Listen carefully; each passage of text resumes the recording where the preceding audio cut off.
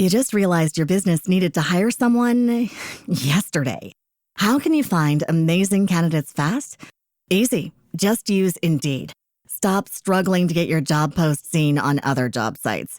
With Indeed sponsored jobs, your post jumps to the top of the page for your relevant candidates, so you can reach the people you want faster. According to Indeed data, sponsored jobs posted directly on Indeed have 45% more applications than non-sponsored jobs. Don't wait any longer. Speed up your hiring right now with Indeed. And listeners of this show will get a $75 sponsored job credit to get your jobs more visibility at Indeed.com/ARTS. Just go to Indeed.com/ARTS right now and support our show by saying you heard about Indeed on this podcast. Terms and conditions apply. Hiring? Indeed is all you need. Hey there, you're listening to the Oklahoma On Stage podcast. Here we sit down with the folks that make the magic happen on and off stage in the Oklahoma theater scene. We're glad you joined us. You can also find us on Facebook, Instagram, and YouTube. And our website is oklahomaonstage.org. If you have any comments or questions, you can send them to us at oklahomaonstage@gmail.com. If you like the podcast, please leave us a rating and review and share with those you know. Let's not waste any more time, shall we? Grab a snack and a drink and take your seat. The show is about to begin. Oklahoma on stage, the stories come alive. With drama, dance, and music, the arts always thrive. From center stage to backstage lore, Oklahoma on stage, there's always something more. Welcome back to Oklahoma On Stage. As always, I'm Tim, your host.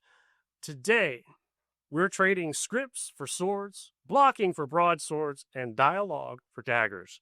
Because this episode is all about the choreography behind the chaos. Stage combat isn't just about swinging steel or throwing punches. It's a precise, practiced art form where storytelling meets adrenaline, and safety is the secret weapon. Joining me are 5 combat-trained performers whose resumes read like action movie credits. Peter Fishaber, advanced actor combatant with the Society of American Fight Directors. Matthew Marillion, SAFD trained with a recommendation in unarmed combat. Chris Cutts, president of Dueling Arts International and a master of the blade. Yeah, former president now. I have now. He's now relinquished retired. his time. Yes. All right. Danny Becker, 5-year veteran of Red Griffin Productions at Oklahoma Renaissance Festival. And Andrew Smith, SAFD certified in broadsword combat. So together we're going to explore the bruises, the brilliance, and behind-the-scenes magic of stage combat. From rehearsal room rituals to the split-second timing that keeps actors safe and audiences on the edge of their seats. So buckle up, theater fans. This isn't just choreography, it's controlled chaos. So, welcome everyone to the Oklahoma On Stage podcast. Happy to be here. So, as I was explaining to the crew, this is the largest group that I have interviewed, so this is going to be fun. Hopefully it's a little better than herding cats, but we'll see what happens. So, we're going to start things off. We also have Karena Van Horn, who has brought this wonderful group together for a production that she is putting together for Theatre Crude Fringe Festival, which we just interviewed Adam and Jenny. So they are the founders. Karena's taking part in that wonderful festival again. This is her second time to produce. Now, this one isn't quite as musical as the first one, was it? No, well, not as musical, short. There is still music. Well, of course. I can't imagine you doing anything without music. True. So, last year was an opera? Yes, I did Edgar Allan Poe's Casca of Amontillado with baritone and soprano and piano, and the fringe twist to it is that you never actually see the soprano. She plays the part of Fortunato as if coming out from behind the curtain as Montresor is telling the audience his narrative story as it kind of appears in the short story. But it is set for baritone, soprano, and piano, meant to be done in like a smaller setting with a more intimate cast as well as audience. But the catch to that one was you never actually see the soprano. She is behind the curtain singing all of the thoughts that are coming out of Montresor's head. So what triggers your mind and what brings your interest to the Fringe Festival? Everyone's a little bit weird. And that's funny. That was Adam's word too. Yeah, it's like I wrote a song about it or she. So a lot of the things that I do don't tend to fit into any one particular category, and it's kind of always been that way growing up even. My parents will tell you stories about how when I would invite my friends over and have pool parties, there would literally be cliques of people at the pool parties, and so there'd be this clique over here and that clique over there and that clique over there, and I'd just be bouncing around to all of them, talking to all of them because they were all my friends. And so it's kind of always been that way. Nothing that I really ever do necessarily fits into one specific category. You put me in a box and I'll stretch out the edges of it. But humans like boxes, so we put ourselves in them much like cats. So, so then I was going to kind of talk a little bit about how Pirates and Clerics and Rangers Oh My came into being, and it's the gentleman that is sitting across from me's fault entirely, because he supported Cast Amontillado last year, and made the mistake of making a comment around me, the Bard, that he was opining a show that featured stage combat. And I looked at him and I said, what if it was an opera? And he, who I have heard sing a lovely bass in an opera before, well, I mean... And so it is not an opera. However, the tagline that I have given it is in the most succinct way possible that I could manage was that it is a quick-witted, swashbuckling, family-friendly musical adventure, which just about sums it up pretty succinctly. I don't know that I could make it shorter. I tried. Okay. Can you tell us a little bit about the story? So it features 5 friends who enjoy getting around a table together and telling stories. That's kind of, the oldest human pastime is sharing stories. And so they get up to lots of shenanigans in the meantime. And as I want to do as a bard in real life, burst into song every once in a while, because that is what that is what is called for at times. Whenever words aren't enough, you burst into song. So, which is often the case. Yeah, always. Yeah, there's never not an occasion for that. So, yeah. Okay, I like it. I like it.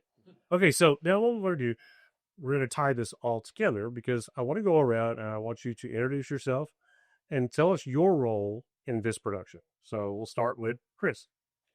I'm Chris Cuss. I am playing Fernand Penzance, the Captain Fernand Penzance, the pirate rogue in the show. Yeah. What else would you like? What brought me to? What about? Yes, primarily use saber, kind of a variation on saber within the show, along with his big long flowing coat. To block away blows that come his way. And then when we're playing other characters, as we mentioned before we started recording, we saw fit to give me 2 arming swords that were holding a reverse grip like maniacs, but it's okay because I'm not playing a human at that point, so it makes perfect sense. Obviously. Yeah. Sure. Everyone knows that's how ants fight. That's how ants fight. Yeah. Okay, there you go. Matt. Hi, yeah, I'm Matthew Brilliant. I'm playing Billy Bob the Barbarian in this. Little Conan influence there. Billy Bob fights primarily with an axe, but he loses that cool big axe a lot and fights with his fists and his feet a little bit too. As well as, we all play a few other characters. I get to play with sword a little bit, and I have, what are the sticks called again, actually?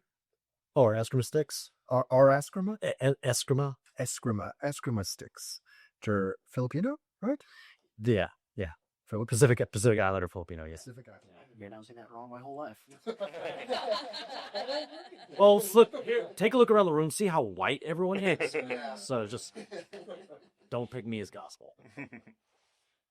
Hello, I'm Andrew Smith. I play Sean the Cleric in the show. I mostly am using a big old two-handed broadsword for most of the show and am wearing a Captain America shield on my back that I do take off at certain points to use to block and hit people with. There's a certain part where I have a little small like claw dagger, and I'm using that as my blocking weapon and my shield as my attacking weapon. It's real fun. Yeah, I have a lot of fun with the sword. End of the day. Yeah, I'm Danny Becker. I am playing James the Ranger in this show. I took some of the vibes in the script and went kind of half elf, so I won't have super duper pointy ears, but got all that cool Legolas inspired swirly nonsense as many rangers do in cinematic ways. So I use double curved elven blades, also double kunai. I get to steal an arming sword at some point, wang somebody in the face with it, so that's pretty fun. But my most prized and adored weapon is my darling panther companion, Balthazar. As it should be. And why not? Peter. Yep, I am playing the game master in all of this, which allows me to have a whole variety in my collection of swords and daggers that I get to pull out as various monsters, frogmen and giant ants and warrior queens and the like. Just as much as your imagination can come up with. That's the goal. All right, cool. Okay, so that's the production. Do you know your schedule? I do, actually, and I conveniently took a lovely picture of it so that I would be able to tell you. So, you can come out and see all of these amazing people doing this fabulous show. Early in October, we have Saturday, October 4th at 1 p.m. is our opening. Then we have another show the next day, Sunday, October 5th at 7 p.m. And then you can find us later in the week. We have Thursday, October 9th at 7 p.m. And then Saturday, October 11th at 8:30 p.m. And you can buy tickets online or at the door. They're $15. You can just go to the convenient theatrecrude.org/tickets site and scroll down and find our particular production, Pirates and Clerics and Rangers, oh my. There you have it. Shameless plug. We get a really cool slot in the Fringe Festival. We are actually the closing show before the big blowout party. Yes. The whole festival. It's very exciting. Yeah, that's a pretty big deal. So, in case people are listening to the show, they know I will actually be there on Saturday. I will have a table set up outside the door. I'll be doing interviews on the spot. So I'll probably catch you guys a little bit. I'll be set up before you get there. So hopefully I can catch you guys as you go in. I'm going to miss all of the shows that are at the other two venues, unfortunately. And there are some shows that are not performing on Saturday that I'm also going to miss as well. But I do have access to all of the shows. So it pays to know people. No, just kidding. But I'm very excited about it. So, all right. So getting things started, as I said, this is just kind of be a roundtable discussion. When you step in, just give your answer however you want to. But this one, I really kind of want to hear from everybody. How do each of you define stage combat in your own words? Who wants to go first? Sure, I'll start us off. First, I'll just parrot one of my mentors. When I got started, I heard this 10 years ago. It's at its core, it's two people moving at the same time in the same direction, telling the same story. Stage combat is the illusion of violence. It's the illusion of all this horrible human behavior, but it's done. But we get to filter it through the lens of collaboration and cooperation, and so we're telling stories of violence, but through the absolute best way of cooperating and working together with our fellow human beings. And at the end of the day, we part as friends, not as enemies. That's cool. You know what? Anybody else? Yeah, Chris hit all the key words that I go for too: the storytelling, the illusion of violence, the cooperative. At the end of the day, it's all about making the audience feel something, and we can do that physically in ways that words just can't. Yeah. And when we practice and do it well, we make the audience squirm and jump. That's the good stuff. Yeah, I mean, when you do something on stage and you get that audible gasp, it's just so good. Feels good. Yeah. And my teacher, I just recently got certified in all this, so I just recently had started getting into stage combat. My teacher, when he was talking about it, he called it a mixture of a ton of things. It's a dance, it's a sentence structure, it's just as important as your lines that you're saying. It is intimacy in a form. And so, like, just with your lines with the dance, you are being very careful and very precise, and you don't want to be hurting anyone with what you're saying or what you're doing, but you want to be getting across the intention of what's happening. And so it is, like Peter said, like Chris said, it is the illusion of violence. It is hidden techniques that keep everyone on stage safe, to cast the illusion of harm and violence. I love that. And I feel like the odd person out a little bit here.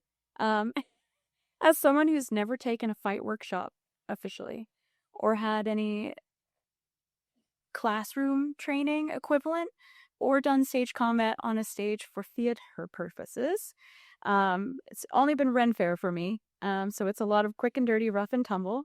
I would say for me, it's been the best, the most fun you can have trying not to kill your friends on a Saturday. We do a lot of collaboration one-on-one with people in the group that I work with. Every year, we are paired up and find a way to choreograph something with each other within our character means that fit loosely in the framework of the reason. We have come together on a chessboard, and our pieces are taking each other off of the board. So it's always different and unique, and we get to work with a lot of different energies, not only as far as the actors themselves, but the characters that they play. You have your classic villains like the Duke of Norfolk. You have your silly goosey characters. One I used to play, Kezia. She's very colorful and ridiculous.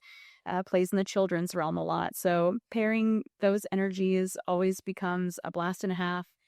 First thing we do is we shake hands and say, "I'm sorry."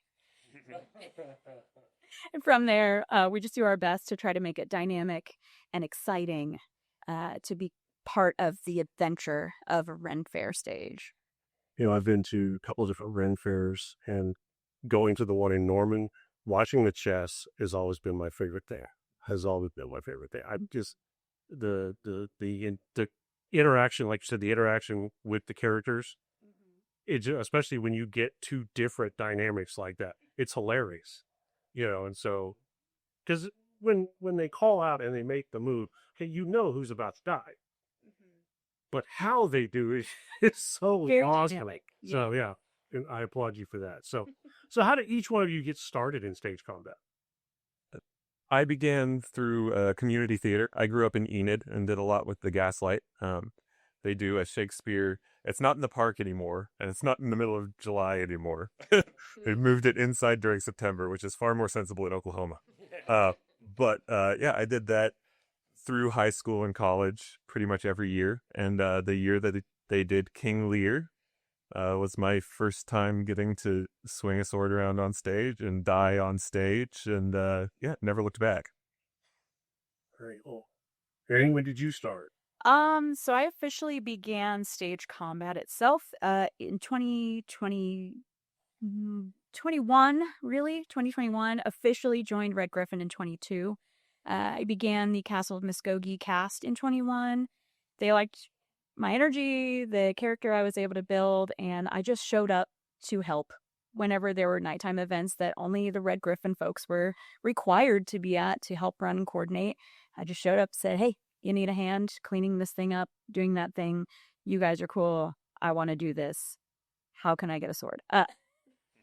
So from there, I just we work from February until May when the actual fair occurs at the Castle of Muskogee.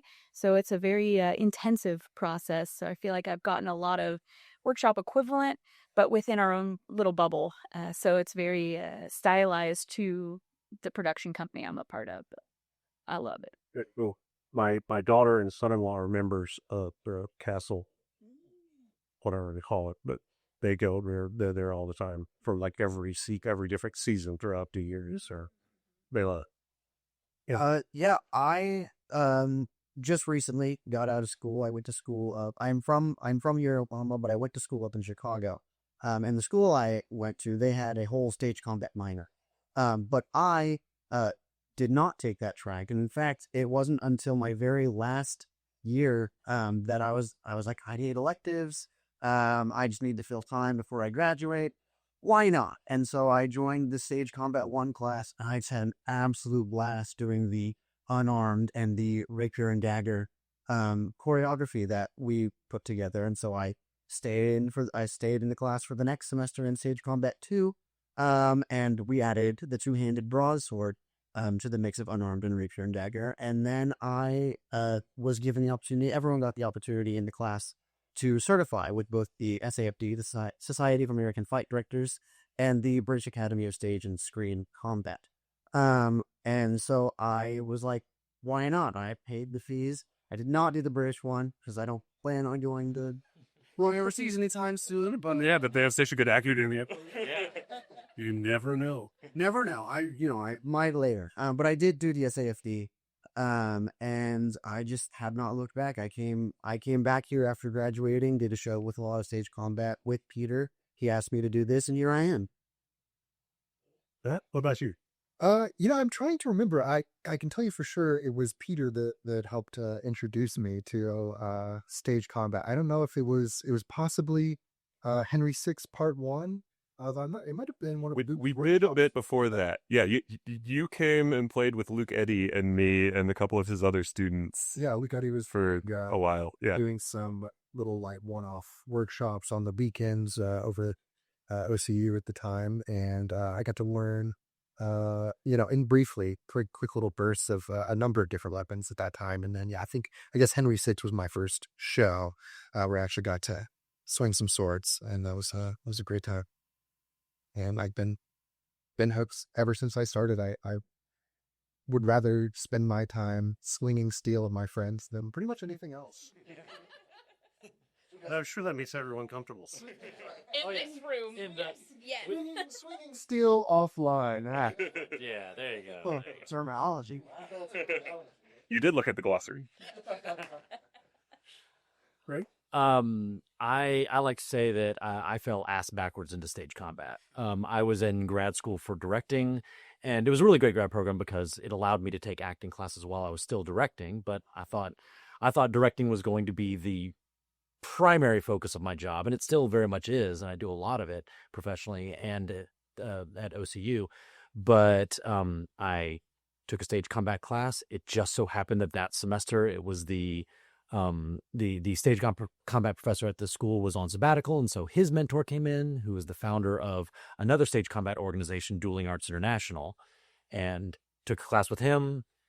He got me to go to a winter workshop down in New Orleans. I kept on taking workshops, kept on doing it more and more and more, and I kept on having wonderful mentors around me who just kept on saying, "You seem to like this. You seem to do well at it. You should do it more. You should do it more." And then next thing I know, and I think Peter, I know Peter can definitely attest to this, and I'm sure everybody who has stage combat experience at some point has the experience where they're the person in the room who has the most experience, kind of by accident, if nothing else. Mm-hmm. And then suddenly they realize, oh, we need somebody to do this. My first professional credit was I was working for a theater up in Michigan, and we were doing a we were doing To Kill a Mockingbird, and there's a stabbing scene in the show, and they didn't get a fight director to come in, and they just kind of they looked around the room and they said, "Does anyone here have any fight experience?" And I just raised my hand, and they said, "Will you do the fight directing?" I said, "Yeah, sure." It's like they threw me some extra money. I did it, and I've just and it's now become a thing. And now here I am. I'm now actually. They mentioned Luke Eddy. I'm actually in Luke Eddy's old position. I'm teaching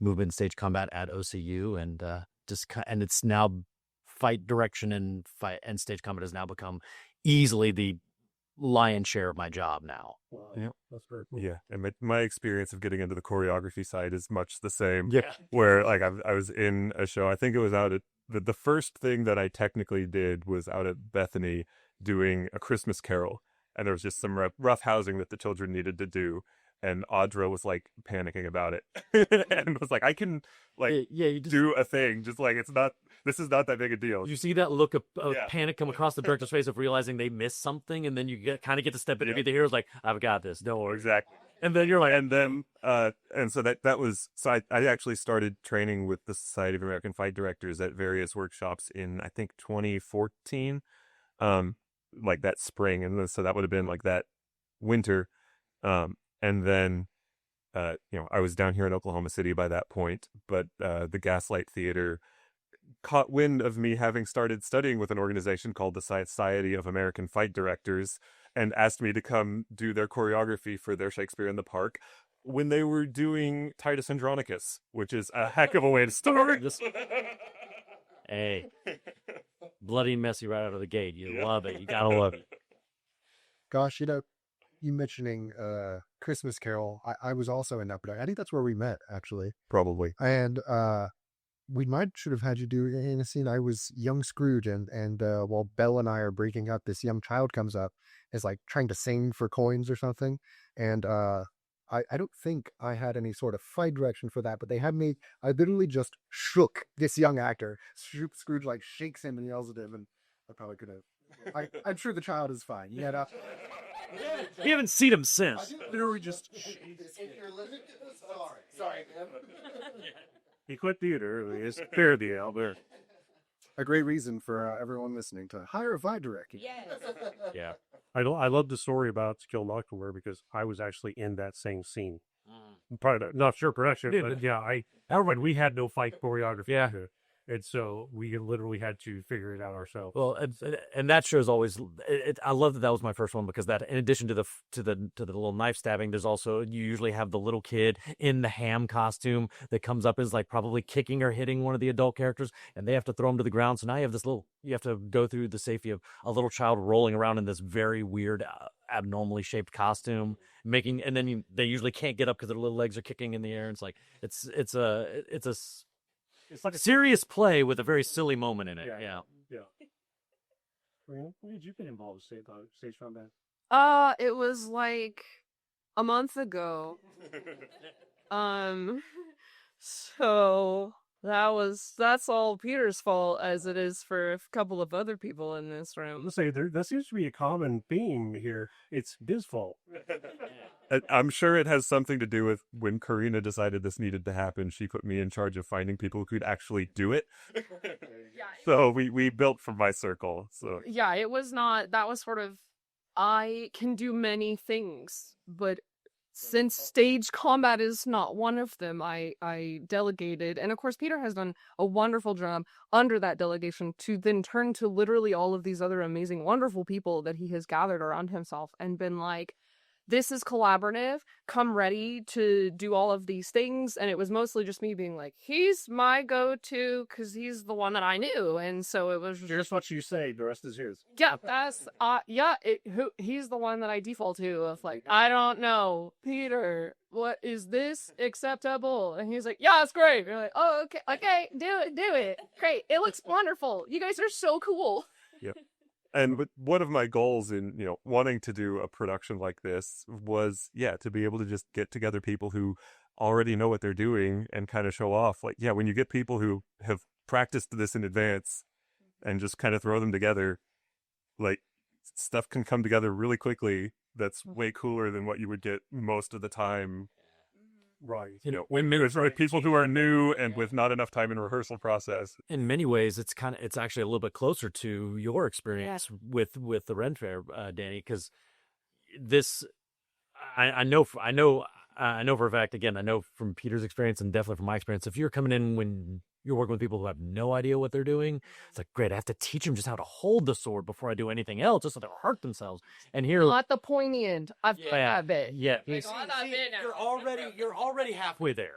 I've got some German manuals for you to look at if you that may. Hey, I'll get my dick. But we were able to kind of walk in and just kind of be like, oh, we'll do this and this and this, and everybody was able to just like throw out ideas for each other. And like Danny's got these two blades, and it's just like, I want to do this, I want to spin around this way. Cool, then I'll do this. And it's a really fun collaborative experience that comes from when people have this training and then they can just play. That's really, to me, that's the most important thing about this whole thing. Like, the whole, like, it's so fun. You get to play whenever you don't have to sit there and think about, oh no, my shoes are sliding around because my costumer wants me to wear these particular shoes and they're not really ideal for this. Or, just making, for me, with this show, my entire goal was to make it, like, fight is at the top tier, and so then everything else can come down from that. But we keep going back to, this is at the top, this is what I want. No, it's about y'all, it's about the cool things that you can do,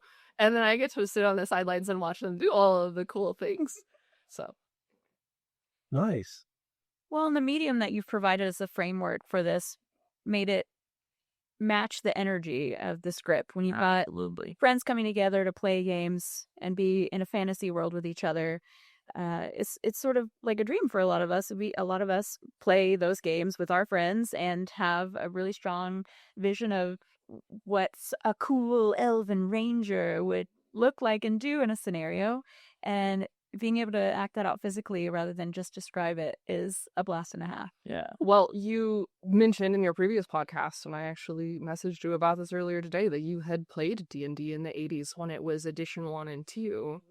I'm the old phobia, so yeah. Whenever it was Thaco. Oh yeah, like we're already going through a huge renaissance. Like, especially, those of us that have been playing D&D for a long time remember when it wasn't. It was not cool. It was not cool at all. But it was your dark secret that you had to keep. Because you and your And you met in the basement. And now we're in a place where it's like received such a renaissance, and everybody, like my students, like I hear them talking about them playing D&D games and getting, like, there's multiple campaigns going on in the theater department. It's like, are you kidding me? I would have killed for that when I was in college.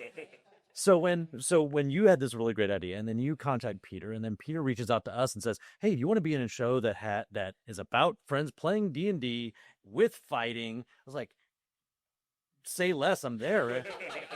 I don't think anyone had to strong arm us to get there. Okay.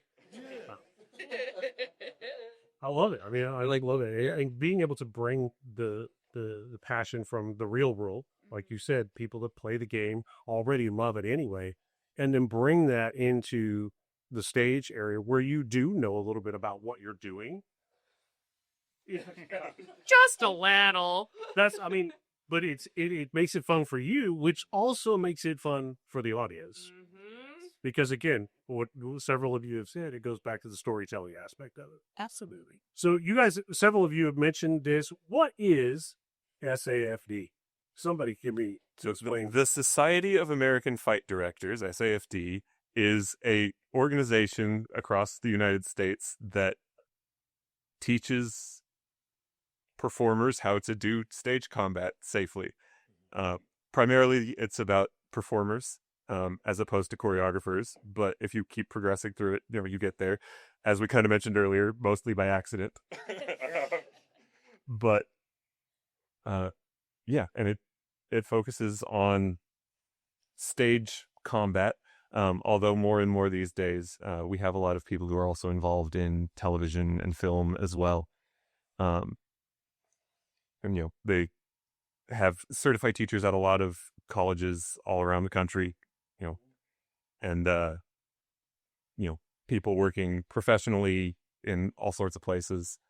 And they have, all of these teachers have their classes, but then they also have workshops that, draw people in from all over the place, which is where I've gotten the bulk of my training. and it's, they've built this community around it, which is a lot of fun too. I go to Chicago and Houston and Dallas and Louisiana and Atlanta and just see all my friends from all over the country. Yeah. And bring in, they bring in instructors from other places too, like at the BASSC, or Canada, Journey, Spain, Australia. It's such a cool community to be part of, besides just the, kind of niche skill that we all get together to practice. Very cool. So, dialing it back just a minute and kind of a little serious question.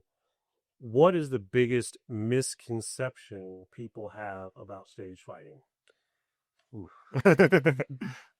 I think probably the most common one, and this is one of the ones I dispel when I teach my classes early on, is that you're not learning real fighting. This is not a real martial art, in that it is not designed to be in any kind of fight. I tell my students, you're not going to come away from here being able to throw a punch. You're not going to being able to throw a punch in a way that is any way effective, or even swing a sword in a way that's effective to actually do any kind of damage. That's not what we're about. It is certainly based on real historical martial arts. It's inspired by, we build it off, but our whole goal is to do these things safely in a way that effectively tells the story. And but you're casting things offline. You're going at a different speed because you need the audience to be able to track what's happening. So that's probably one of the first things the misconceptions that I try to dissuade them from, because they come in, they're like, I'm going to be an amazing fighter. Like, you're going to look like an amazing fighter. But there are whole other organizations, and there is some bleed over. There are a lot of guys and folks that work in and that through SAFD, and that I know through Dueling Arts, they're also in the realm of HEMA, historical European martial arts, and they train in that as well. And they love to play in both camps, but the goals out of them are very different. I received a very powerful lesson in that, probably shortly after you directed me and Chris, actually, in the Scottish. Okay, shake. And I was at the Ren Fair out at OU, and they had you could pay like $5 to fight a night, and these are Kima guys. That's right. Those guys did this. I was like, I'm sure I'll lose, but I bet I could. I know a few things. I bet I could. No, I get ruined. Are we gonna just play around with them for like 10 minutes? I got just. I mean, yeah. In one move, I couldn't even nothing. And he would just, and I was like, well, I'm a little taller than this guy. I've got some. It doesn't matter at all. Doesn't matter at all. Nope. It is. That's so far different from what you think. Yeah. Even if what we do is based on those actual martial arts, actual using a sword to try to kill someone, it's very different. The intent is important. Getting disarmed for real is ouchies. Yes. Getting knocked down when you're not planning on falling. Yeah. Well, let me say too, I loved it. It's exhilarating. It's actually, I had something kind of similar to that happen to me way back when I was like first getting started. I got to go do some background work for a made for Sci-Fi Channel movie. It was so bad I don't even think it made it to Sci-Fi Channel. It went straight to DVD, but it starred Jason David Frank, who was the actor who played the Green Power Ranger and OG Power Rangers and all to that up. But he's like he's an actual real martial artist. Like, he knows his stuff. And so the fight director came and taught me a very simple move, gave me a staff and said, all right, you're going to swing this way, and then he's going to punch you in the chest. And he showed me how he's going to do the punch in the chest that was going to knock me down. By then I'd had a little bit of training, so I knew how to fall, and that was about it. And then Jason David Frank showed up and we did the moves, and then he said, I want to do my signature move. And the director is like, Jason David Frank is the star on set. And so everybody's just like, yes, yeah, okay. And so he just turns to me and says, I'm going to knock you off your feet. I'm going to take your, his signature move was a spin kick, taking the legs out from underneath you. He says, I'm going to knock you down. Are you okay with that? And I said, yeah, I'm okay. Didn't explain anything further to me. He came in, we did the first two moves. Instead of punching me in the chest, he did his little spin kick. Next thing I know, I'm heels up in the air, flat on my back, sucking wind, and he's standing over, like, you good? It's like, this is a dream come true. I'm ready.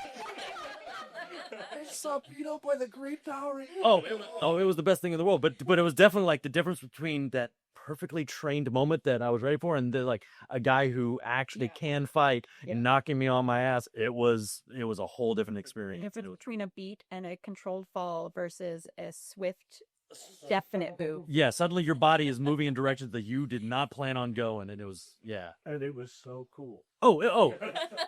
Top 5 moments of my life. Are you kidding me? Nice. So anybody else have a misconception about stage fighting?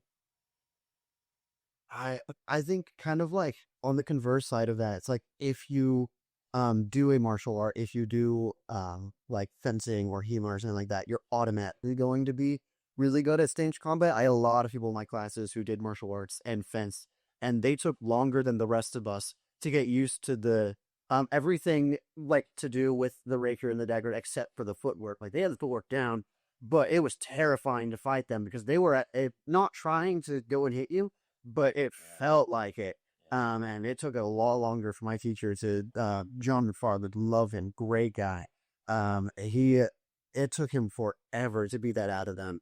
And I'm sure that when they went back to their fencing coaches or their martial arts coaches or whatever, they got yelled at again because now you're not trying to get them what's going on. So I'm sure that like, while it does help with like footwork and breathing and strength training and whatnot, it does not automatically make you a good fit for stage combat. They are both trained muscles in different areas. Last year, I had a guy who was very trained in boxing argue with me loudly in front of the class that I wasn't teaching a punch properly. And he kept on like showing like it should go like this. And I said, yeah, and if you punch like that, you're punching through somebody. And my first goal in this room is safety. That's wrong. It's right if you want to hit him, but I don't want you to actually hit him. This is your friend here, and we're not going to punch him. And yeah, it's like it's a thing that most people that I've worked with that have trained martial arts weren't as loud or have knocked to see this guy. Most of them understand they get it. It's just training the muscles to do something different. Yeah, absolutely. Well, yeah, muscle memory thing. Sometimes it's a mind, but yeah, for most of my friends, it was literally just muscle memory. I'm trying to hit you. Wait, no, I'm not. Yeah. I don't know how actively the misconception is out there. It's, and society's improving, but, you look around in our collection here and we're mostly like taller, long-limbed guys who you would believe would run around with a sword. But, it's honestly like we've got, one person who doesn't fit that description in here. But when I go to workshops and stuff, that's not the case. Like stage combat is, yes, it's like a very physical art. You need to be in, decent shape to do it, but you don't need to be like a super martial arts athlete. You don't, again, like we're not really trying to move people and hurt people and stuff. Like anybody can pick this up, and half the people at the workshops that I go to are women or people that you would look at and not think that, oh yeah, that guy's an action movie stunt double. Right. Yeah, like and that certainly was the mindset a while ago, like way back when I first got started in this. That was the mindset. Like one of the first workshops I ever went to, it was a couple of really big jacked guys, and they were very much that bro culture of like, if you're not big and strong, you kind of don't belong here. They didn't outright say it, but they definitely communicated that through their words and their actions. And it really was discouraging because at the time I was a really like skinny guy and like 120 pounds wet kind of guy. And I just felt completely out of place. But thankfully, totally agree with Peter. Like that, there are certainly bad actors in every realm somewhere, but I'd say for the vast majority of them, the industry and the community has moved very much into the realm of all are welcome, and we want if you're excited to do this, we want you to be there. And there's and they're very, very welcoming community. Yeah. Well, I think stage combat especially, you're telling a story. You're not trying to kill each other for reals. And often telling that story involves hoop skirts, corsets, big floppity boots, a lot of things that would be inhibit people who have actual fighting skills. But you have to work with those in the medium that you're presenting this. And it doesn't matter if you are, 4'8" 8 and weigh 80 pounds and are wanting to have a two-handed arming sword, if that's what your scene calls for, this your scene calls for, and you practice and you train for that to look like you're doing it effectively. And you could be a giant man using a tiny, tiny little kunai. But you either play up or down the drama or the comedy, depending on the training that you're doing for that particular scene. And so I think that's what's so great about having such a wide variety of humans be part of this, because everyone can bring a different perspective if they are used to wearing corsets or hoop skirts, or if they are small and a large person is trying to choreograph with a smaller person, understanding how their body moves. And it's makes the collaboration of the art so much more rich and fulfilling when you have so many more aspects and angles to thrill your audience for. So, Danny, let me ask you this question. With the Ren Fair experience and everything, how does live outdoor improv type of performance, how does that differ from stage combat? Well, as much as it may appear that way, there is no improv at the Ren Fair, at least not that in any of the troops I'm aware of. I'm not saying it doesn't exist. I know there are some companies and things that will train on a numbered system, and they may have different ways of cueing each other for things like that, so they can have a little bit more of an improvisational style. But most of the acts that you would see at a Ren Fair, the human chessboard, the Renaissance men, any other stage act that has sword play involved, typically those are very finely tuned and crafted choreographies, just like you would see on a theater stage. The bits, the jokes, the nonsense, the slapstick, it's all part of it. They're all really good actors. I think that is one of the misconceptions that you often see in the Ren Fair circuit. It's like, oh, there's just a bunch of swashbuckly, drunk goblins, which isn't inaccurate. And they're off hours, that they're not just that. But they're not improvisation. Yeah. Well, they're watching the show. So. Yeah, but on the stage, these are highly trained actors who have been engaging in these bits with, often if it's like a partnership, a stage act, that they do the same thing and they travel around the country. They're doing this constantly with each other, and they spend all day together. So even if there potentially is some form of improv, it's typically in those troupes where they work with each other nonstop all the time, all year long, and they have created this cohesive way of maintaining that improvisational feel while still being safe. Just as if you see anybody who does swing dance, you go to some of these competitions where you get paired with a random partner and have to improv a dance together. They're highly trained, possibly have never danced with this person before, but you get the feel and the energy with a similar group of people, and they're able to play off of each other. But most of them, very, very choreographed. The jokes and everything that they throw out, the banter, they've tried it on audiences. But that's what makes it so great, because they can try it on audiences and get the best reaction and most fun for everybody witnessing what they're doing. Sure. Oh. Matt, you got this recommendation for unarmed combat. We've talked a lot about different weapons and things like that. What is the difference between using all of these swords and things to just your hands? That's a really good question, actually. I mean, mostly it's that you're using just your hands. Well, and not just your hands, right? Good answer, man. No, I worked hard on that. No, I mean, it's a much closer thing, like physically too. I mean, we work on a lot of throws as well. There's grappling. I mean, you can really literally end up face to face with your opponent. I would say it is, yeah, mostly just in that more physical closeness. You're literally often grabbed onto this person. I the scene that I tested with for that class, actually, was one that my partner for that test picked out. It was a scene from I believe it was Sonic 3. But yeah, there's a lot of right. Yeah, I That classic scene. Sonic. for very on. I believe it was we were Sonic and Shadow, and so I can't move quite like a fictional. I was gonna say, how did those punches go? Everyone at this. I still have that video on my. Do you really? Because I was just lamented that I don't have it anymore. Wow, because the phone that I had at the time broke. I haven't. Put that in the Discord. He's dead. I can do my scene from the Avengers while I'm at it. There's a good. Yeah, Peter and I were in that same class together, but yeah, I mean, ultimately, it's I guess I would say that it lends itself to a wider variety of scenes, and yeah.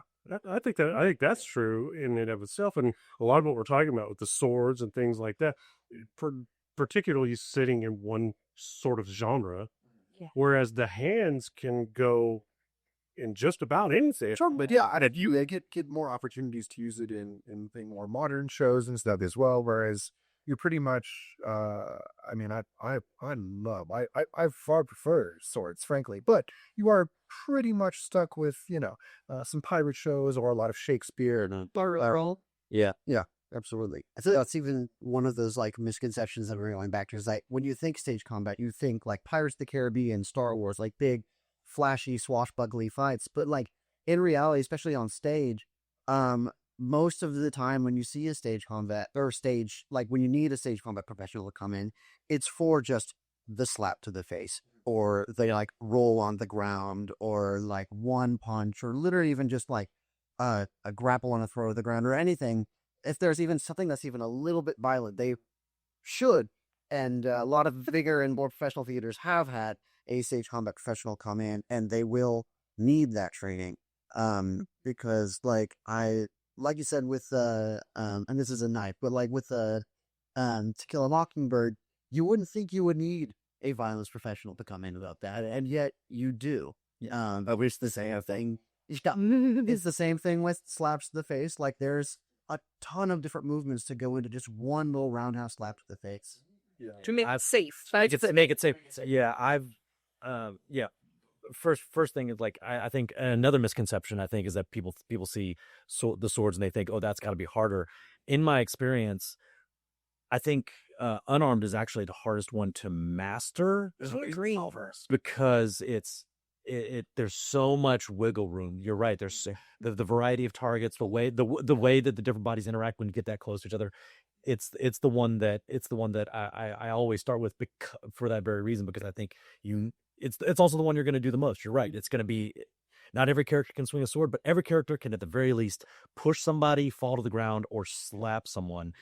And as a result, I think because they're the most common, those are the most common injuries I see, because those are the ones that people most frequently avoid bringing a fight director in for. And and it's like I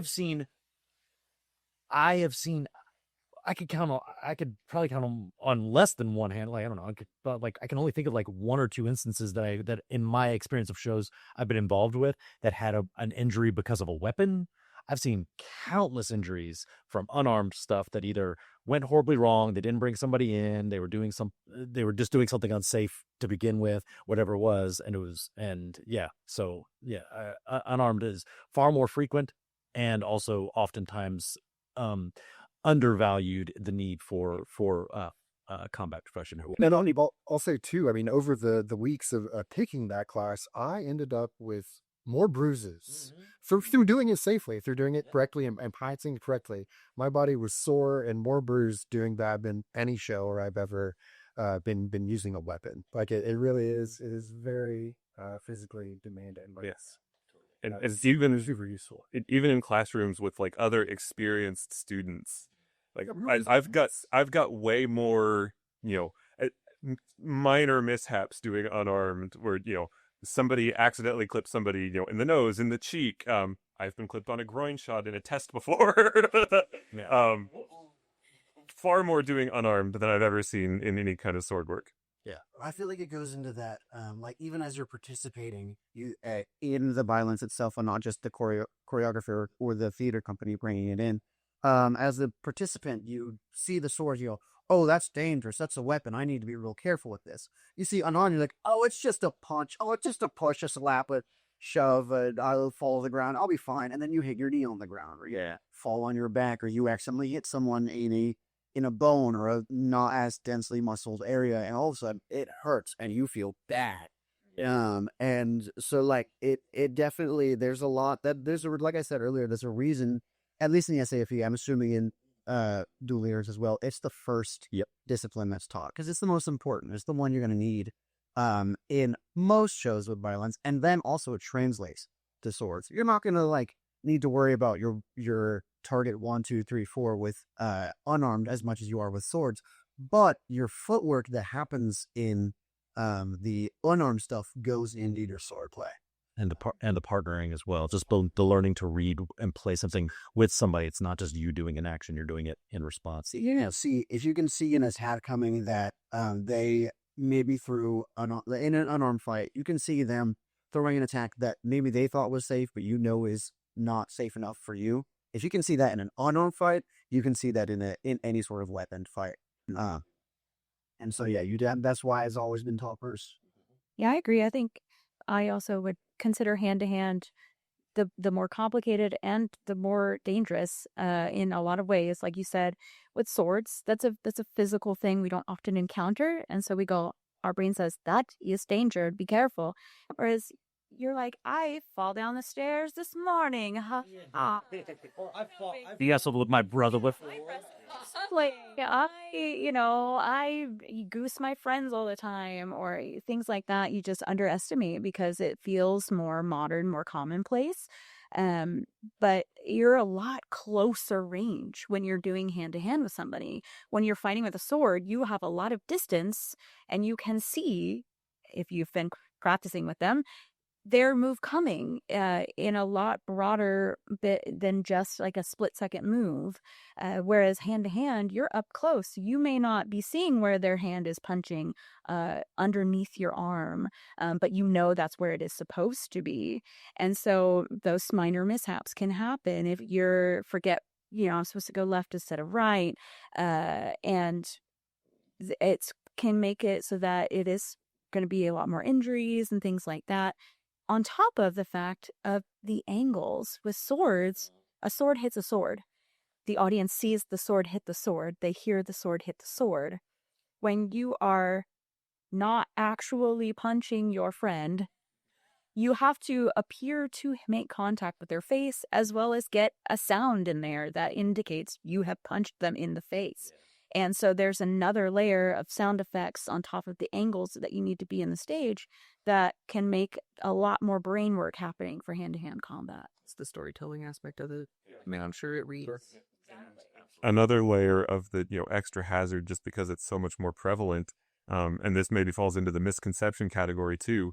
Falling on stage is stage combat. It is violence, and usually you're doing it to yourself. Yeah. So you don't even need a partner to hurt yourself doing unarmed. And I mentioned, my background was in community theater. I never took a formal theater class. And it baffles me. I've had to teach, people who are working on their masters in theater performance how to fall without bruising their tailbone. And it's like, you think you're going to go do this 8 shows a week? Oh, gosh. Yeah. And just kind of throw yourself at the ground and it's going to be fine. Like, it's not fine. I know it's not fine, but you're doing it anyway because you feel like you have to. And, for one, don't ask for help.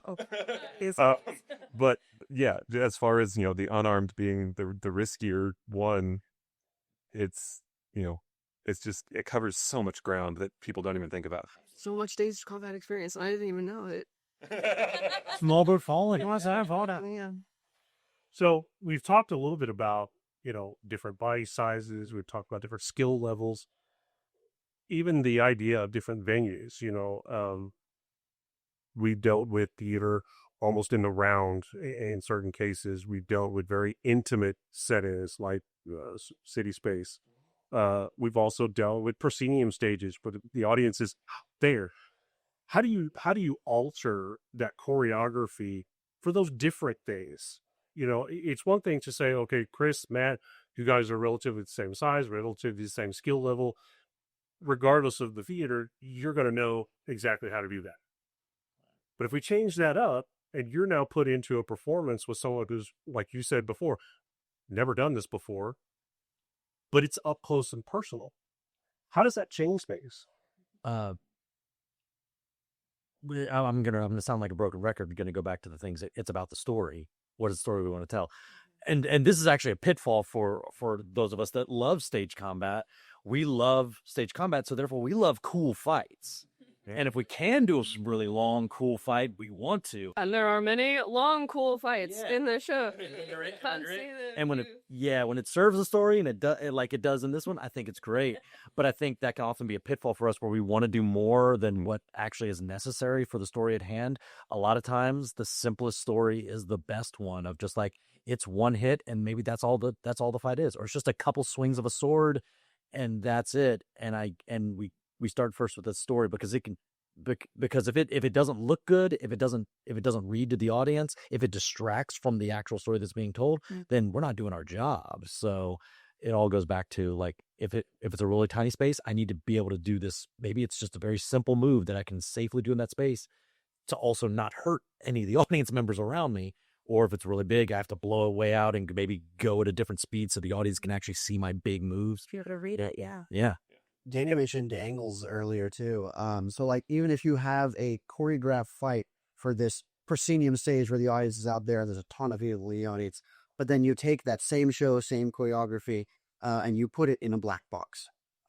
It's going to be different. You need to obviously make it smaller, but you need to change the angles, because a punch across the face is not going to read the same in a black box or a theater in the round as it is in a proscenium. As a proscenium, it's like a fourth wall, like a TV screen. You can just kind of be upstage of your partner and get your punch in, your nap in with a K, and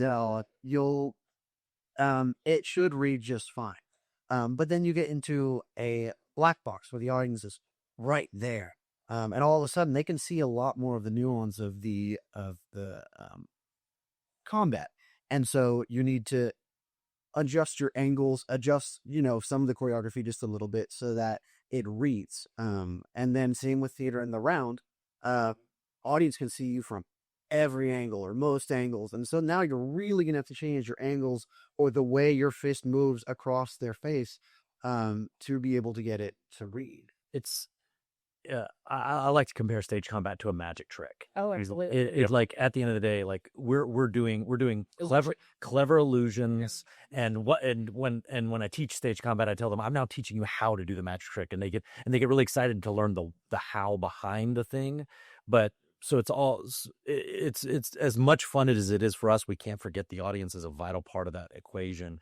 And so just like a magician would need to adjust how they would hide things or how they would big or small they would play things depending on their audience, a street magician is not going to read the same as somebody on a giant arena stage, and they have to adjust accordingly, and they would adjust their act accordingly. And there are certain things that they would or wouldn't do depending on where they are. So it's I think it's also tailoring your story to fit the audience and the venue that you are playing in. Very good. Good stuff. So, what is the role of the fight captain during rehearsals and performances? When we get one. When we get one. They just guys just look at All of us by captain. Wait. We haven't assigned a fight captain. Wait, Who's captain tonight? Yeah, we just draw it out of a hat. Yeah. Sorry. So, kind of broad general strokes.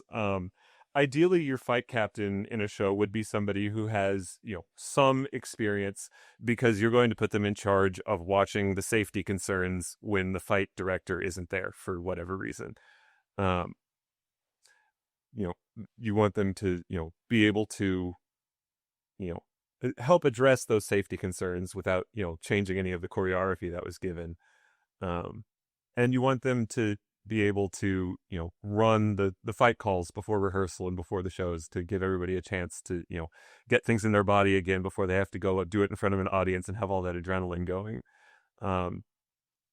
frequently, they also end up being the one in charge of the props, making sure that, the swords get stowed correctly and cleaned safe, correctly every night, and things like that.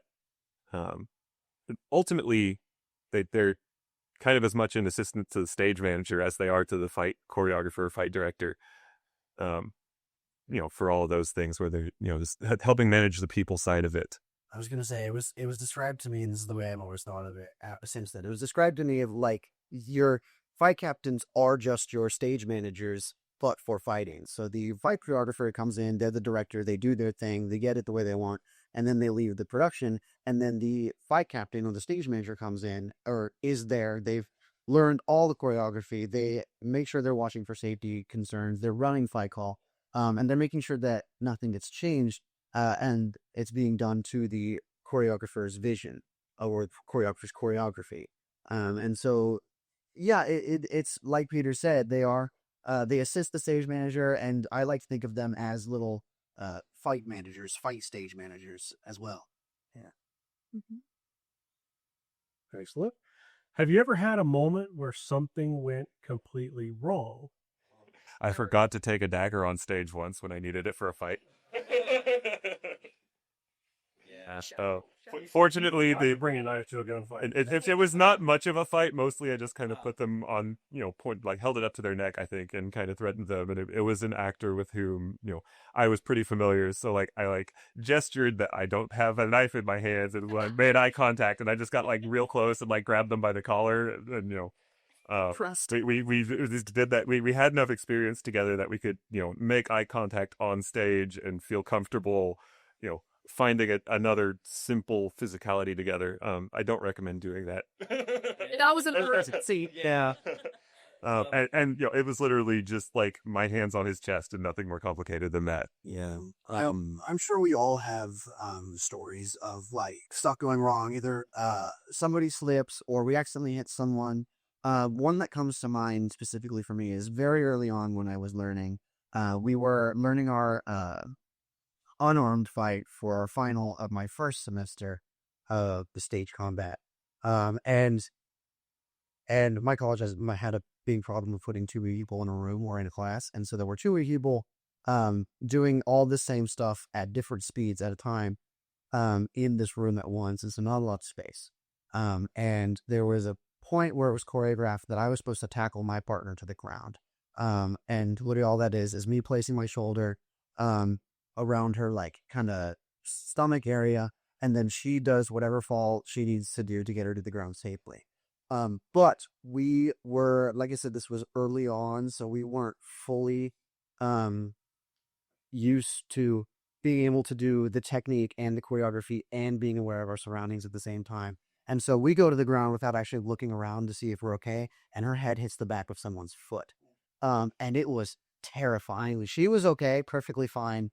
But I guess the moral of the story is, most of the time, unless we're actually sending someone to the hospital or like they got like a broken something, which I'm sure has happened, or something gets cut, most of the time if something goes wrong and someone gets hit, or hurt in quotations, like I just did here, it is more terrifying for the person doing the violence than receiving the violence, because she was perfectly fine. She got some water, sat down for like 5 minutes. I was like visibly shook for way longer, maybe 15, 20 minutes of the class, because I was like, I just tackled this poor girl to the ground and like slammed her head into someone's heel, and she's like, no, I'm fine. And it's a good learning experience, especially because no one was hurt. But yeah, like there's gonna be things that go wrong.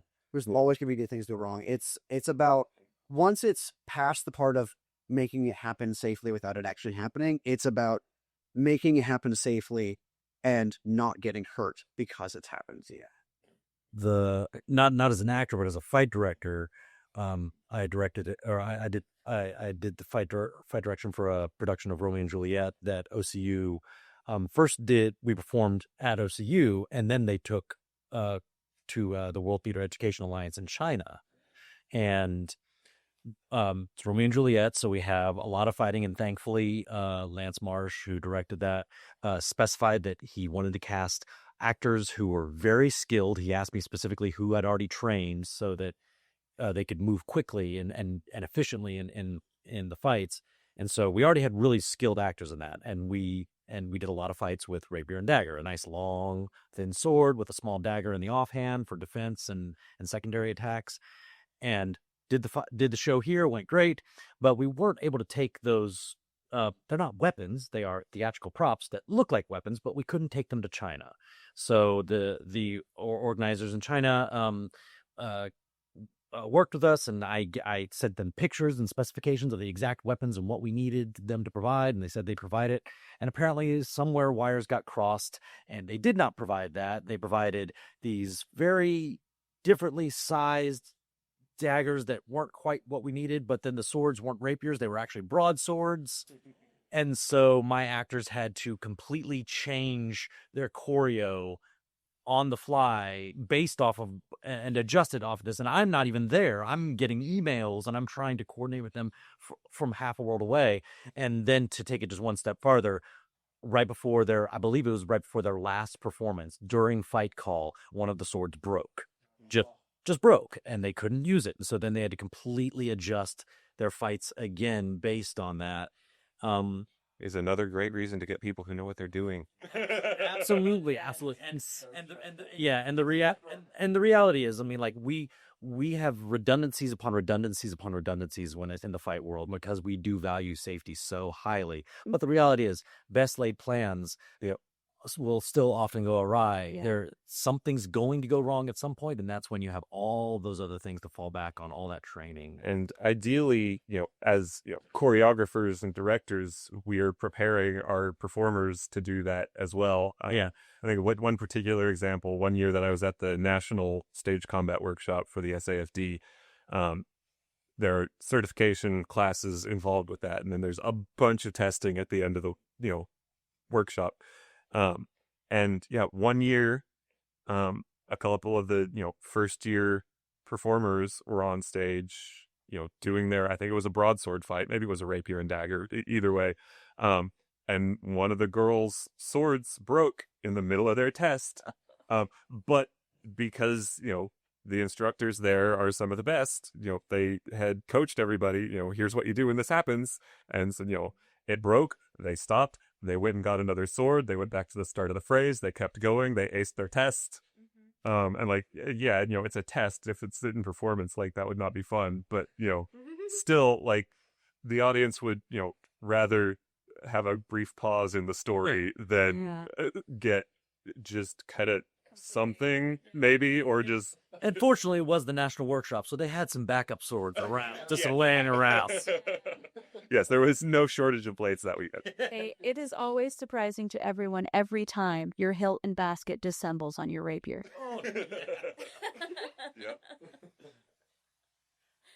So thinking about scenes that you guys have done, do you approach, say, romantic or comedic fights differently than you do dramatic or violent fights?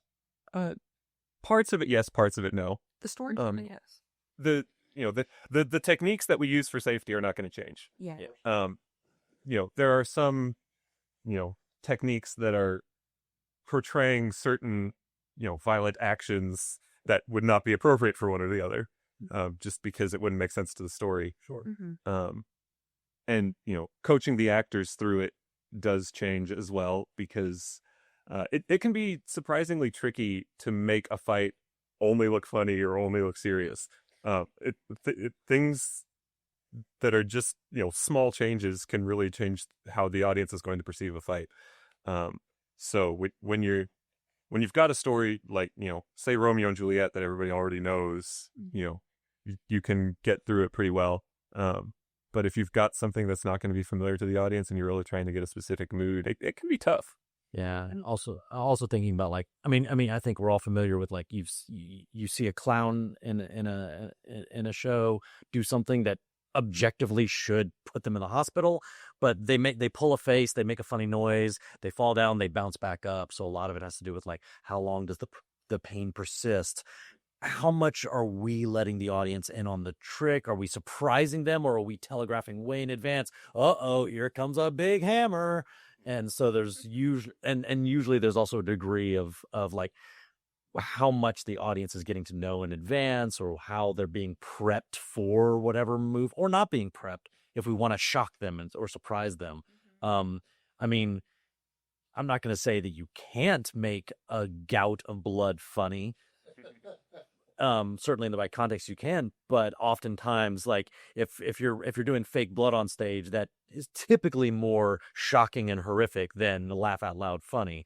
Again, no, there's no absolutes in this, but yeah, there's so a lot of it is like kind of like deciding how much you want to have the audience be a part of the revelation of what's happening on stage too. I think the best way to think about it is either from an acting perspective or a directing or choreographic perspective, is that like more often than not, obviously there's a few circumstances where a character in a comedy knows they're being funny, but most of the time characters in comedic scenes don't know they're being funny. These circumstances are very real to them, and that's what makes it so fun to the audience. So it's the same thing with the fight. Like going back to the example about the clown, most clowns, the actor, the clown, knows they're being funny, but the character that they're playing when they, slip on a banana peel, which is again objectively funny, that's real to the clown, and it is funnier if that clown like truly plays that. I just slipped an ow, or I like the fall is huge or whatever, as opposed to look how funny I'm being slipping on a banana peel, because it's like watching a kid's show versus like a comedy. It's like, yeah, that's funny. But like they know they're being funny, so it's really not that funny. Versus, but that's hilarious because these real things are happening to this guy, and he just has to deal with it. Yeah, the genuine reaction. I would say that's very true. As Peter mentioned, the framework of how you choreograph the moves you're doing, the safety you're doing, is all pretty standard. Don't poke your friend. Be safe. Safe. Rule number one. Been applying and everything. Any situation.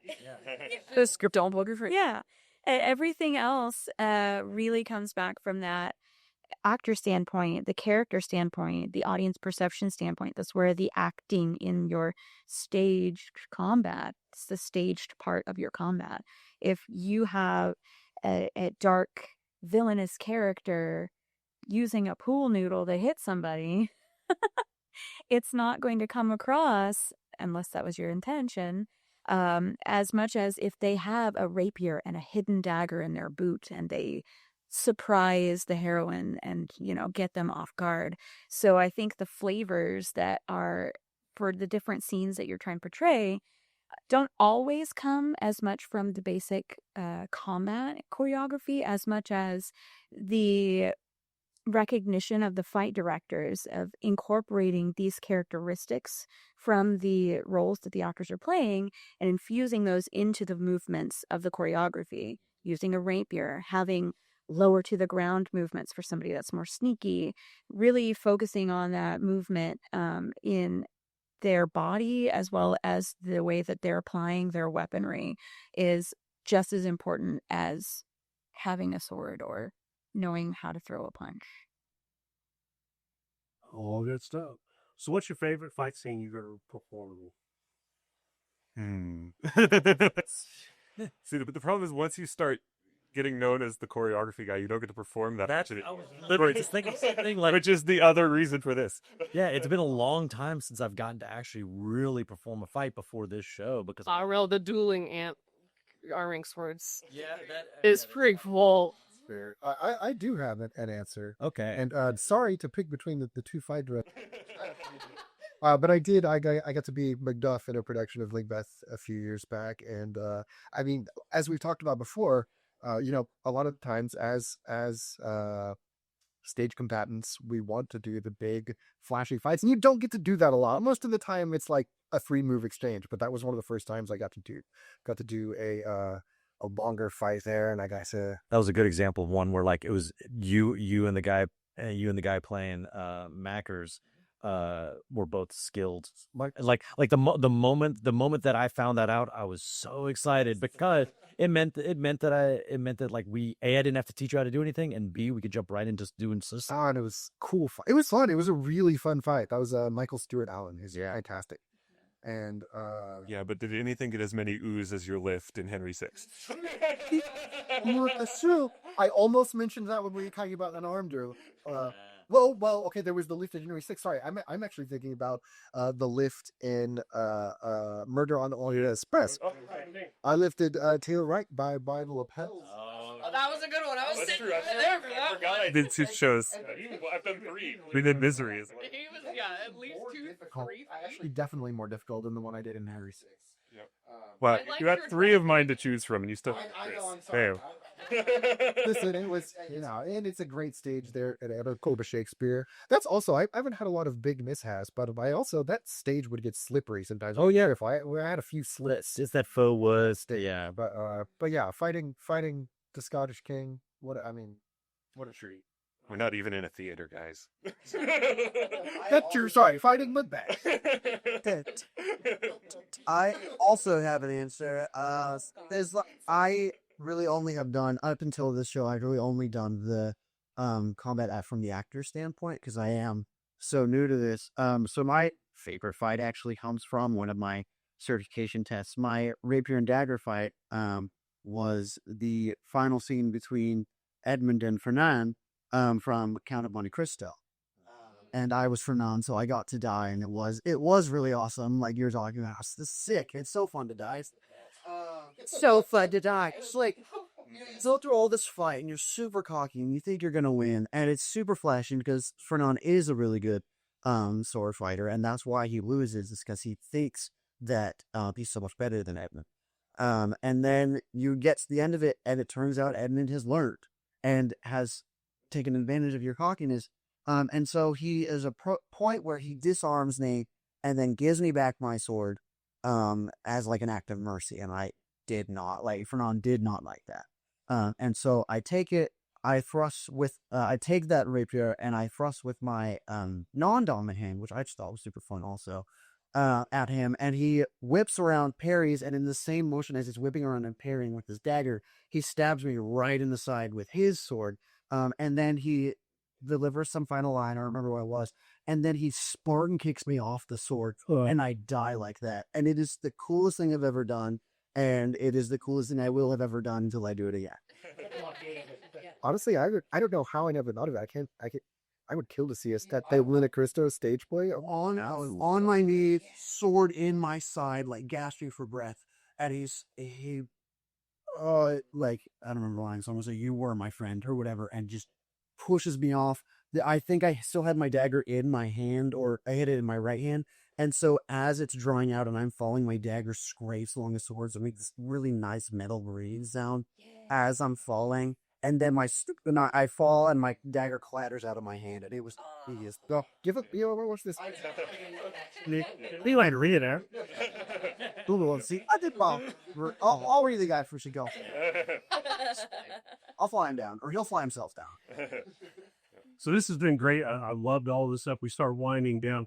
What advice would you give to young performers who are training stage combat? Get to a workshop. Do it. Yeah, well, Jump in somewhere. Don't be scared. Yeah, don't be scared. The whole point of this, besides looking cool with a sword usually, or maybe your fists, is to do it safely. Is to make sure that you are able to tell these stories without hurting someone. And if you're going to an SAFD class or what have you, like, they're going to teach you how to do it safely. How do you escape? And don't worry about anyone thinking you're not skilled enough. Like, they want to teach you. They want you there. Absolutely. Do it. Yeah, I mentioned the community part of SAFD, and I'm sure Dueling Arts is much the same. Yeah, where it's like, we're getting together, and the reason we gather from all over the country is because, like, theater's already not that big a world, and we're a tiny little niche within that. Like, we're somehow simultaneously the biggest nerds and the biggest jocks in the theater community. But like, we do this because we love it and we want to share. Like, we're all storytellers. We want to share the things we love with other people. So just show up, go to a workshop, go to a class, people will love you just for being there. Yeah. Oh, we love nothing more than to share this with people because it's so much fun. OCU has a student organization called Fight Club where just the students would get together on a Friday, and I show up to Oh, see, the fun at the OCU Fight Club, our first rule of Fight Club is you tell everybody about Fight Club because it's a lot of fun and it's more fun when more people are there. But yeah, Fight like Club by yourself would be. oh yes, it's not nearly that fun. Boxing is And the reality, but yeah, exactly what Peter said. Like we love to talk about this. We love to share it, and don't assume that that the only people that go to workshops are the people who are experts at this. They are designed for newbies. Yeah. Most of the people there have not done it before or have maybe had a class. Yeah. If you go to a workshop, most of the people will be brand new, just like you, and they'll be nervous, and they'll also be, and those people who are experienced there will be excited to share it with you. SAFD has workshops all around the country all year round. They have the national workshop in the summer, and then they have like close here to Oklahoma. There's several down in Texas. Yep. Dallas, Houston, Austin, Ruston, Louisiana. And then dueling arts, we've got several summer workshops. We've got one up in Denver in May. We've got another one over in Cape Girardeau, Missouri in July. If I can just do a slight plug, like I am a certified instructor with dueling arts, so I'm hoping to be offering some more classes. But also, if people just reach out to me and be like, "Hey, we want to do it," we'd make it happen because, again, we want to share this kind of stuff. And again, if you've, as Danny can attest, you can talk about like your experience of like if you want to get involved in stage combat in a different way. I'm sure the Ren fairs want people to show up. Absolutely. Are you a silly goose who wants to look like a badass? Silly goose. Go and talk to people who are doing badassery and say, "This is really cool. I want to do it," and watch them info dump right before your very eyes. Yeah. It's like a magic trick. I would not be surprised if you talked to one of them and they turned around and said, "As a matter of fact, I have some swords right here in my trunk. Would you like to learn right now?" Like the reality of that. I went to Scarborough Fair as a guest cast, saw a person doing whip tricks, said, "That's really cool. I have an interest in learning whip," and they said, "Come on back to the behind the scenes area. I'm going to teach you how to do a basic crack right now." And literally, don't be afraid of them. They look really cool. They're all silly geese and they're really friendly. And if you also want to be a cool looking silly goose, just do it. Get out there. Go to a workshop. Talk to sword fighters. Get out. You do it. Everybody's just a little bit weird. Yes. But boy, they're going to bring it back around. What's one thing that you wish directors or producers better understood about fight work? One thing. One thing. You choose one. Can I give us two for all of us? Because I think it'll be the same. Go for it. Yeah. Give us time. Give us experience. yes, yeah, And if you don't have one, you have to give more of the other. yeah, absolutely, absolutely, yeah. Yeah. If you're doing a big musical and you want an impressive dance show, you have a dance audition. You cast people who have studied dance. That's fair. If you want a cool fight scene, do the same thing. Yeah, have a callback for that looks at their ability to move, and we want to know what they can do. And then the more directors reward people for learning this skill, the more people will invest in this skill. Yeah. If you just get a fight director, hire a fight director, your show is going to look cooler. The scenes with the violence are going to be safer for your actors and for your audience, frankly. And it'll be more shocking. Yeah, like the violence will be more real. And It'll get better on the producing, and then if I can speak to the producer side of things, my fee is always cheaper than a lawsuit. So if someone doesn't hire a fight director and then they get hurt, you're now like your theater's now liable. But if you hire one of us, I guarantee you we're way cheaper than anybody taking you to court. That's a great way to end. So just as we wrap up, I've got some. We always call it our curtain call. Yeah. This is kind of some rapid fire, just some lighthearted questions. So I'm going to ask each one of you to give an answer for this, okay? Okay, so the first one. If you could choreograph a fight between any two fictional characters, who would they be? Peter. Any two? Yeah. Karina has an answer. Start over there. Okay, Karina. The Count of Monte Cristo and Dracula. Well, it can be from different properties. Yeah, it can be whoever you want. Hey, Chris. I would say, let's say Inigo Montoya and Luke Skywalker. Yes. General. Okay. I'm gonna say Obi-Wan Kenobi. And, let's do a fantasy deep cut. Let's say Kvothe from the King Killer comic. So, I'm gonna go with Jack Sparrow and Anakin Skywalker. Guys, branch out. We found your... Wait, you took all of my guys. I was gonna say Obi and Anakin. Star Wars, that's just futuristic swashbuckling anyway. It's an opera. I think just to be off the wall, because it would be interesting from a character's perspective, Regina George and Black Widow. Yeah. I think that could get really like dark, intense. She seems scrappy. Sure. All right. I just need to shout out this thing that popped into my head because I did it in a class once and it was absolutely ridiculous. We had Kermit the Frog fighting the dude from The Big Lebowski.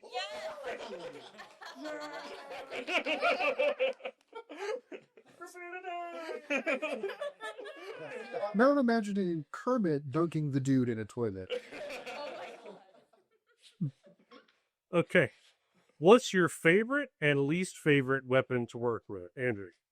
Favorite is rapier. I love it so much. I will plug that I got recommended it every time I talk about it because I love it so much. And least favorite, gosh, I haven't worked with many and I love them all. But I would say that the most terrifying one that I have not worked with and I'm like wary of getting into would definitely be Sword and Shield, just because like I know Sword and Shield is a classic and the shield is a really good defensive weapon, but it's so clunky. And if you don't know what to do with it, it's just going to be in the way. Okay. Jen?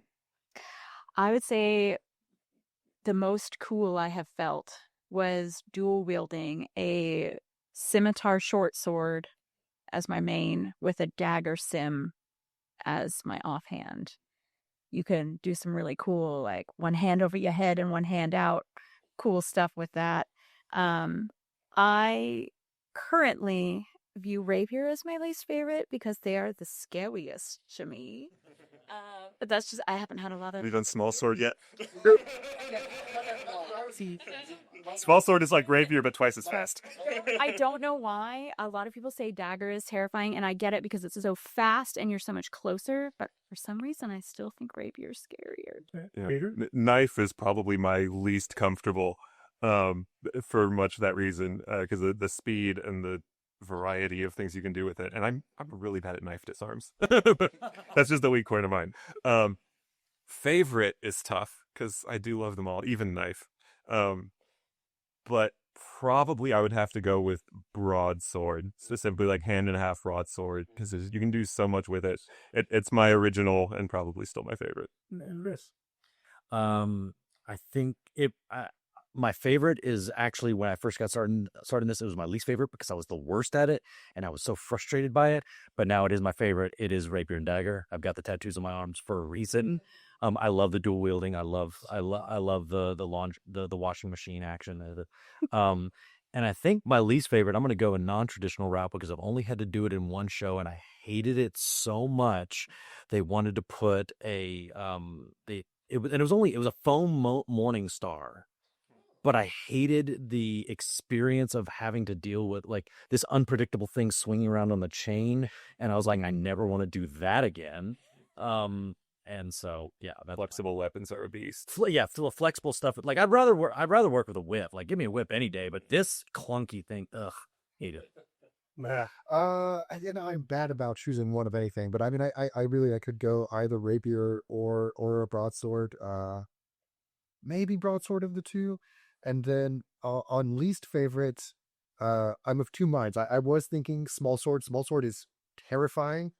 You're working with the diamond, just these little movements, and I just know if I were a noble in 17th century France, I'm gonna be stabbed. I'm gonna die. I'm gonna get infected from some claw spikes, and I'm gonna die. I've only been stabbed once in all my years of stage combat, and it was a small sword. Small sword is horrifying. Also though, quarterstaff. It doesn't. There's no edge. It's not a blade. What am I doing? I'm just gonna change my answer because I feel bad. Shield now because like it is cool. I'm gonna change my answer to gun because fuck. You have to worry about so much. Like, you cannot point it literally anywhere on stage. You have to. And for using an actual fire weapon, then you'll have two directions to think about. Yeah. I don't know if you know if you need to cut off the podcast you need to, but I had to, like, I mean, just as of myself, volunteer to be like, hi, would you like me to be the firearms person in this show I'm doing? There was a show where there is a shotgun on the mantle the entire time, and it does get aimed and fired in the second act. You know this show. I won't name the theater, but I believe they were keeping it loaded the whole time. And I had to be like, hi, so this is not safe, and if you allow me, I would be happy. Chris is literally hiding right now. Disappearing into a show. For a show and an intermission, I will load it, but we need some better packages with the weak brands. So please, even more than a bladed weapon, please get a what's the technical terms? A fight director. Get someone, preferably you would have both an armor and a theatrical firearm safety coordinator. If you were using a firearm, like you have to practice safety. I cannot stress enough. Yeah, and we we could do a whole other podcast episode just about all the things theatrical firearms. Yeah. Do I get to give you my really ridiculous answers as someone that has a month of stage combat experience? So my least favorite would be Cat o' Nine Tails, and my most favorite has always been Bladed Tonfa. Yes. It's a good old fire on there. Love it. All right. Guys, this has been amazing. I love hearing all your stories. All this good. We've had a great episode. And again, it's 5 people, so of course we're going to go a little bit longer, but that's okay. So I want to thank all of y'all for being here. This has been a great time. Best of luck. Break legs on the show. I can't wait to see it. Again, you catch the show at Theatre Crude Fringe Festival. Their first show, October 4th at 1 o'clock. So you can see it there. I encourage you to get out, watch as many of those shows as you possibly can. You heard on the last episode with Jenny and Adam about the packages you can get to watch as many shows as you want. So thank you guys again for being here. For everybody else listening at home, thank you for being a part of this. Thank you for giving a little bit of your time to check out the podcast. We thank you, and we ask that you continue to support this podcast, and whatever you do, continue to support the arts. Oklahoma on stage, the spotlight